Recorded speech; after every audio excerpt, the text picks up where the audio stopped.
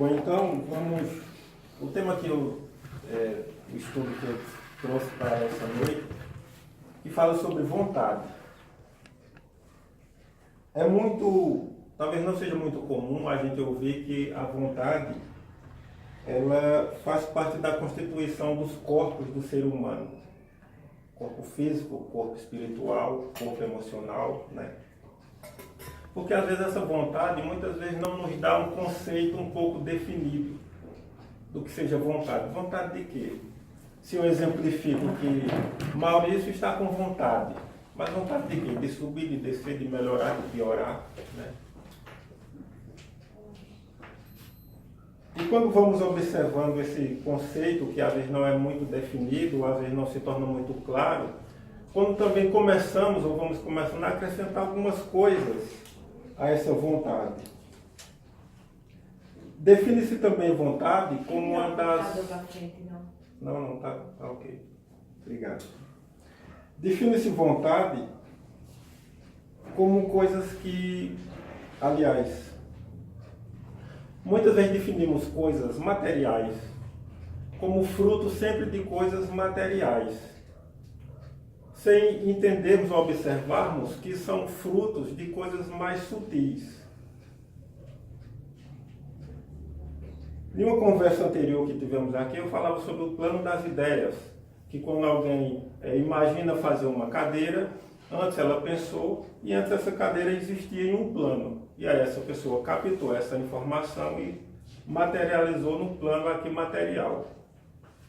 Então, começamos a mergulhar nessa matéria, começamos a observar que, às vezes, ou até achar que tudo que vem da matéria é matéria. E não observamos ou não percebemos que é fruto de um plano mais sutil. Ainda que esse plano mais sutil, essa energia mais sutil, seja matéria. Mas ainda não deixa de ser mais sutil. Diz que a vontade é uma das coisas mais poderosas do universo, né? Que agem dentro e fora do homem. Num dos slides que iríamos trazer, mostrava uma cena daquele filme O Rei Arthur, onde a Dama do Lago, ela nessa posição mais ou menos assim, entrega a espada a ele, ao rei, né? Fora do lago. E dentro dessa simbologia, onde a gente observa que a água, como simbolicamente sendo o plano material, né?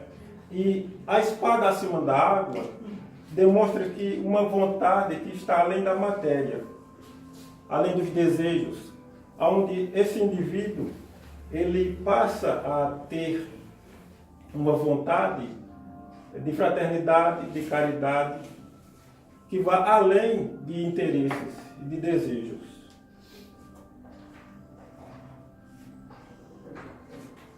Então, dentro dessas palavras esvaziadas, que se esvaziam como vontade, por exemplo, a gente às vezes não tem um conceito que defina às vezes o que é vontade, muitas vezes se confunde vontade com desejo, né? Às vezes a gente pensa assim, nossa, mas eu estou com vontade de tomar um sorvete. Bom, mas se você tiver vontade, então você vai. Mas talvez não vai ficar, mas eu estou com vontade, mas não vai. Então não é uma vontade, talvez seja um desejo, ou uma vontade frustrada. Porque se realmente você quer tomar, você vai lá e toma. Não precisa ficar ali idealizando, eu estou com vontade, eu quero fazer, mas não faz, né? Também muitas vezes pode se confundir ou se misturar força com esforço. Porque quando colocamos vontade e quando acrescentamos força de vontade, aí eu penso, nossa, mas Maurício tem uma força de vontade. E aí passa a entender que ele é uma pessoa determinada, que há uma determinação, começamos a perceber uma determinação em torno desse conceito. Porque muitas vezes a força que a gente compreende é muito interessante que confundimos muito. Exemplo, quando alguém está apaixonado, por exemplo, tanto por uma pessoa ou por alguma coisa, que tem vontade ou quer fazer alguma coisa, e tem essa força de explosão por estar apaixonado. Ou quando está colérico, com raiva, né?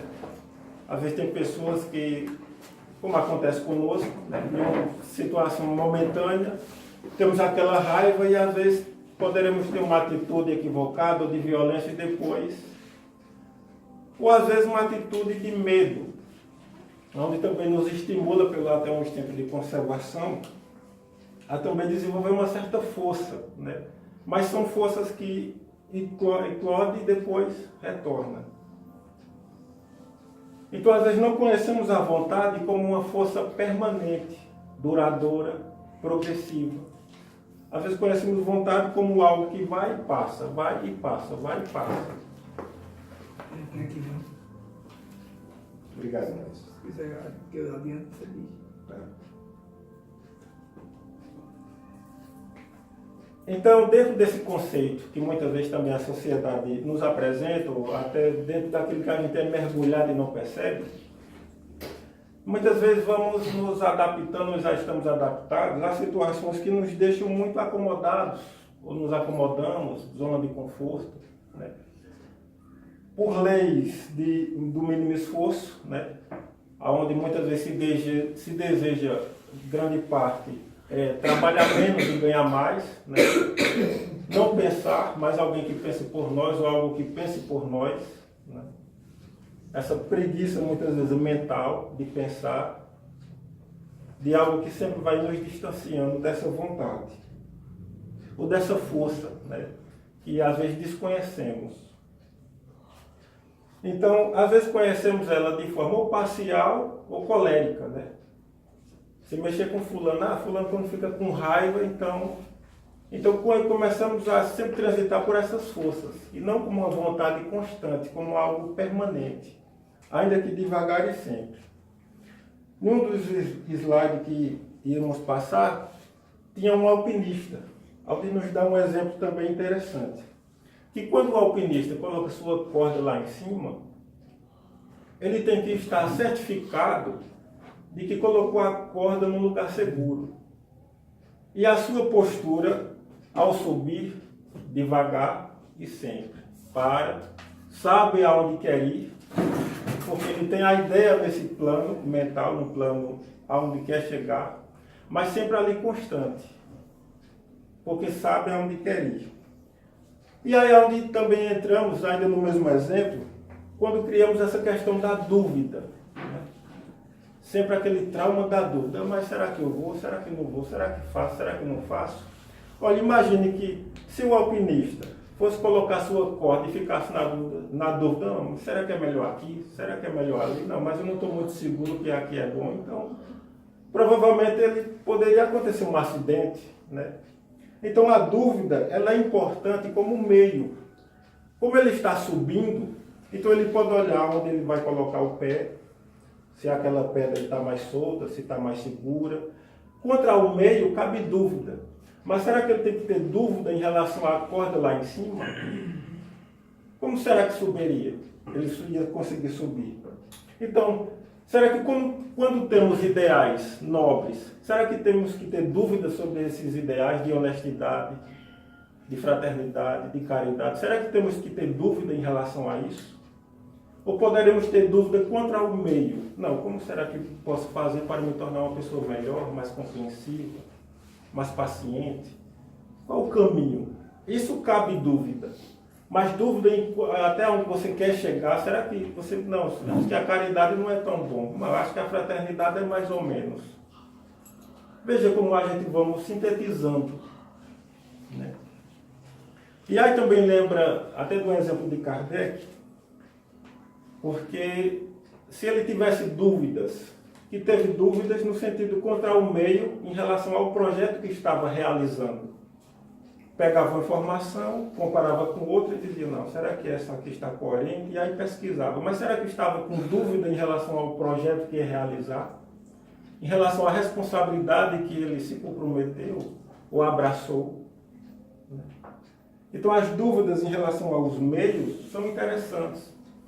Porque se já é difícil a gente, acreditando em si próprio, no dia a dia as dificuldades que sempre passamos, imagine quando o indivíduo não acredita em si próprio. Quão difícil se torna. Então é interessante que também, ainda no complemento do slide, colocamos também como a diferença da força e esforçado, né? Que quando colocamos força de vontade, que sempre dá a ideia de alguém determinado e alguém esforçado, lembro um exemplo que uma professora falava que quando ela estava na determinada escola participando de alguns exercícios físicos, né, de uma corrida, e ela corria inclinada para trás, assim, ó. Aí o professor, quando ela ia passando, ele disse, inclina para frente, porque se você cai para frente. E depois ela disse que nunca esqueceu aquilo. O que é que ele queria dizer, né?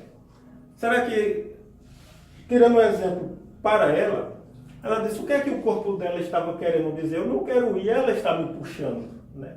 Não que a pessoa esforçada seja ruim, mas muitas vezes você está esforçado, mas não está motivado. Você tem força, mas não esforçado, mas sem motivação. Então, entendeu? Quando você quer fazer uma coisa que o corpo não quer ir, que você não quer, mas tem que ir, né?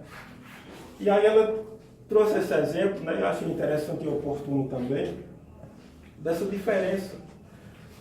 Quando se trata dos corpos, do corpo físico, do corpo do emocional, do corpo espiritual, imaginemos às vezes que o nosso corpo físico quer descansar. A nossa mente está curiosa em alguma coisa. O corpo espiritual ou espiritual em nós, alguma essência, busca algo. E aí a gente não se encontra. Porque imagine que se eu dissesse que, olha, aqui tem uma caixa ou uma sala que ninguém pode entrar. E aí colocasse aqui para todo mundo como agora. Quinta-feira vai acontecer alguma coisa aqui nessa sala, mas ninguém pode saber. Imagina a curiosidade.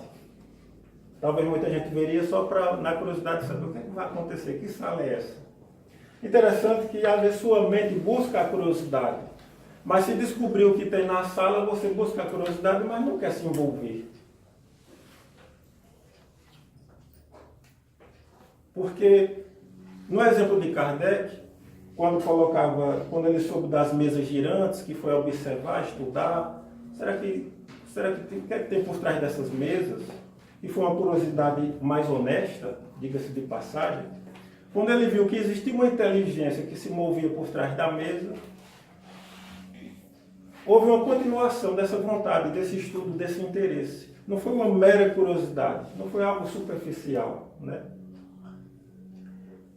Então a gente começa a observar, ou pelo menos a entender, que muitas vezes nessa separação que criamos, onde às vezes eu até digo aqui em algumas conversas, que às vezes aquilo que idealizamos ou que queremos agora, muitas vezes não é aquilo que a gente escolhe lá fora. Ou quando escolhemos como projeto, não, eu tenho um ideal nobre comigo mesmo, eu vou tentar diminuir ou pelo menos amenizar determinados defeitos. Mas ter isso como uma meta, como uma vontade firme, constante, perseverante. Porque constante é saber o que quer, saber para onde estar indo. Perseverante, parar e saber. Estou fazendo isso para quê? Para me tornar uma pessoa melhor. Continua. Para tentar ser uma pessoa mais compreensível, me conhecer mais. Continua. Porque quando não se sabe para quê, então entra-se numa situação de mecanismo. Se tornou mecânico. Está fazendo só por fazer, mas e o propósito? Tornou-se mecânico. Porque dentro desse progresso, ou dessa experiência humana que temos, principalmente quando nascemos, né, e vamos começando a reconhecer, aprender a lidar ou a dominar nosso corpo físico, quando criança, começamos a engatilhar, ou pelo menos a sentar, a ficar de pé, cai, levanta, sempre aquela dificuldade. Até chegar num período que você começa já a andar normal e idealiza um movimento no corpo, o corpo obedece. E aí às vezes você pensa, você fala consigo mesmo, pernas me leve até Maurício. E aí eu vou. Pernas, volta para o mesmo lugar. E aí você tem um comando mental, suas pernas obedecem. Agora você imagina que se nosso corpo mental, nosso emocional, nosso físico, nosso corpo espiritual, ou perispiritual, sintetizado numa só vontade, nós tivemos total domínio sobre essas emoções, como temos com as nossas pernas. Que tipo de pessoa seríamos? Que tipo de ser humano seríamos? Que tivesse uma vontade além, muito mais além. Será que poderíamos pensar nisso? Evidente. Porque muitas vezes as emoções gostam do que é agradável. O corpo mental busca a curiosidade, o físico que dá prazer, as sensações, né? Então fica sempre numa separação. Eu coloquei um dos slides onde tinha esses corpos, né? E tinha um condutor central, que mostrava essa vontade, quando essa vontade canalizada, como se você fizesse quando alguém mira um laser em relação a um objeto, a alguma direção. Potencializa todas essas qualidades, essas virtudes que temos em um determinado lugar, num foco. O que seríamos capazes de fazer ou de ser?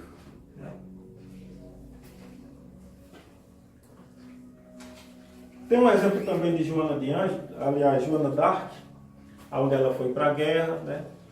E aí a gente também imagina, sintetizando essa questão do corpo físico, querer uma coisa, da minha mente estar pensando em outra, de sempre estar essa coisa meio espalhada na gente. Aí então, será que ela foi para a guerra por questões emocionais, para querer mais emoção? Será que ela foi por curiosidade para saber o que era uma guerra? O que realmente moveu, ou que movia, que propósito tinha por trás de tudo aquilo? Não que guerra seja bom, mas pela necessidade das circunstâncias. Era dar um rei à França. Então existia uma ideia. O que movia essa mulher no meio de um exército? Que vontade era essa? A que movia, né? Então, como se tem vontade, a vontade se põe e a mente encontra as formas de encontrar, ou seja, quando existe vontade, existe um caminho, né? Porque é claro que podemos ter muitos exemplos, inclusive até aqui mesmo, é claro que não seria difícil, mas de situações onde a gente olha para uma pessoa e diz, poxa, mas como é que aquela pessoa, em meio a circunstâncias tão adversas, consegue superar isso? E às vezes a gente fica pensando, muitas vezes um atribui a sorte, muitas vezes uns atribuem a sorte, porque fulano nasceu com, né? Ou porque fulano tem fé, ou tem mais fé.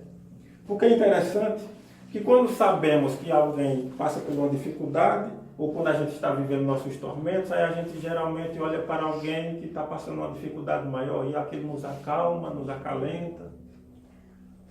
Porque a gente olha e diz, poxa, eu não preciso ser tão egoísta, porque tal pessoa está passando uma necessidade pior do que eu. Temos essa visão ainda. E a questão não é pior nem melhor, mas uma experiência diferente. Mas assim, a gente, para suavizar, a gente diz, não, fulano está numa situação tão mais difícil que eu, então eu ainda estou bem. Só que também tem pessoas que, mesmo com as diversidades, elas superam e criam coisas que a humanidade às vezes não entende. Às vezes fica até sem compreender. Porque muitas vezes, baseado numa cultura que muitos de nós, ou a maioria, somos frutos do meio, né? Então sempre temos que ficar sempre na repetição, né? Na repetição, sem sair desse círculo vicioso. Quando alguém rompe esse círculo, que muitas vezes no intuito também de crescer pessoalmente, mas também de mostrar aos outros que ele também é capaz. Então, da mesma maneira que podemos olhar para alguém que sofre e dizer, poxa, eu preciso ter um pouco mais de consciência e ser menos egoísta, também não será interessante olhar para aqueles que avançaram como modelo e exemplo de superação e dessa vontade firme, que vai além de um corpo físico, do corpo mental, de uma vontade espiritual, como o Excalibur fora das águas, né? Porque enquanto ela estava nas águas, como nessa simbologia das coisas materiais, o homem só tem desejos materiais. Ainda que são importantes, sim. Mas quando sai da água, então essa vontade se torna mais além, se amplia mais, né? E aí eles não só melhoram em si mesmos, como o indivíduo torna-se líder de si próprio, ainda que não seja um líder, né, ou político, ou religioso, mas líder de si mesmo, com interesses mundiais, né, para tornar uma sociedade melhor, os indivíduos melhor, né. Então não são, quando o indivíduo ultrapassa esses limites, né, que não são limites, essas barreiras, vamos dizer assim, começa a gerar em si essa força que com certeza vai motivando ou pode motivar outros, né, a dizer, poxa, se ele conseguiu, por que eu não posso, né? Porque quando saímos dessa lei ou dessa mania de zona de conforto, de preguiça mental, de lei do menor esforço, de querer tudo fácil, não é pra já, como se as coisas fossem no estralar de dedos, né? E aí às vezes ficamos só cultuando, admirando, mas às vezes não seguimos como ideia, como exemplo, né? E aí ficamos só naquela idealização. Porque como uma locomotiva, imagine assim, que às vezes tem pessoas que têm um corpo físico legal, o emocional tá bacana, o corpo astral beleza, né? Conhecimento tem muito, né? E não fazem nada. Será que conhecemos alguém assim? Ou será que já passamos por isso? O que é que falta? O que é que faltaria para que essa locomotiva, essa engrenagem funcionasse? Vontade. E muitas vezes tem indivíduos que têm vontade e criam todas as circunstâncias. E aí a gente trouxe um slide que mostrava Nick, o sobrenome é de difícil pronúncia para alguns, e o outro é aquele cientista Steven, também foi. Isso, né? Que é aquele indivíduo lá que não tem braços nem pernas, né? E aí eu tinha trazido um slide onde mostra ele sem braços e sem pernas surfando, e no outro ele está fazendo uma palestra, que é palestrante. E é evangelista, né? E às vezes a pessoa, poxa, como ele conseguiu, né? Como foi possível, né? O que é que movia esses caras a fazer tudo isso? O cientista, né, eles fascinam pelo universo, pelas descobertas, escreveu livros, né? Mesmo com a doença degenerativa, né? Até no caso de Nick, o que não tem braços e pernas, onde temos um livro que ele fala Uma Vida Sem Limites, onde ele fala da sua trajetória, né?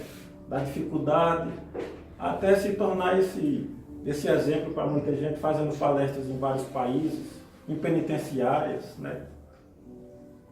Quantos corações ou quantas pessoas não olharam para esse indivíduo e disseram, poxa, se ele consegue com tanta essa dificuldade, por que a gente muitas vezes fica numa inércia? Estacionamos. Porque como dizia Kant, às vezes existe... Deixa eu ver se eu achar a fila aqui. 3 situações de ações, né? Que é aquela onde você faz a ação por dever, que seria no caso sem interesses materiais, por fraternidade, por caridade, por generosidade, por ideais nobres, de crescimento espiritual mesmo. Aquelas que você faz por desejo, e tem uma bem no extremo que ele coloca que é aquela que a pessoa nem por desejo ela faz. Ela faz sim, mas só se você der. Né?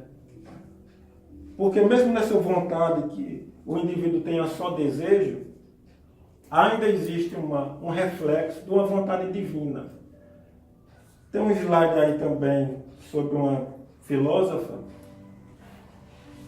Helena, acho que é Helena, também o sobrenome é de difícil pronúncia, onde ela fala que a força do universo, a vontade é o que rege os universos.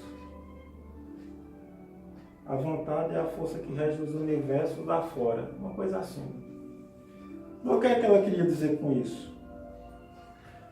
É que, um exemplo, a gente vê essa parede aqui.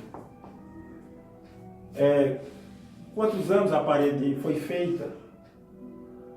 Será que daqui a 200, 300 anos a parede ainda vai estar aqui? O que será de real nas coisas que às vezes elas acontecem aqui e daqui a pouco desaparecem? Como se poderia falar numa vontade divina, nas coisas que estão sumindo, que ora é real, ora não é, ora faz, desmancha ou quebra, tem que ficar consertando, remendando.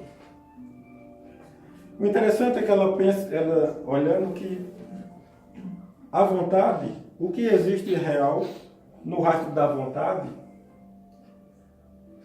o que existe realmente é a vontade daqueles, o rastro da vontade daqueles que construíram tal objeto.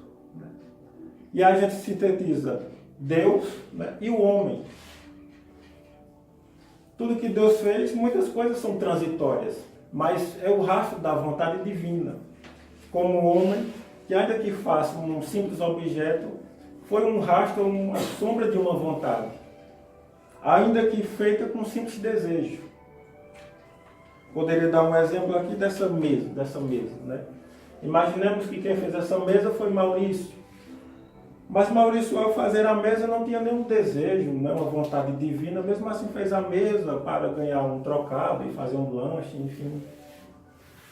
Mas, mesmo assim, dentro desse universo material, ele se movimentou através de uma vontade, sendo reflexo dessa vontade superior, maior. Porque sem isso, ele não faria a mesa. Ainda que só por desejo.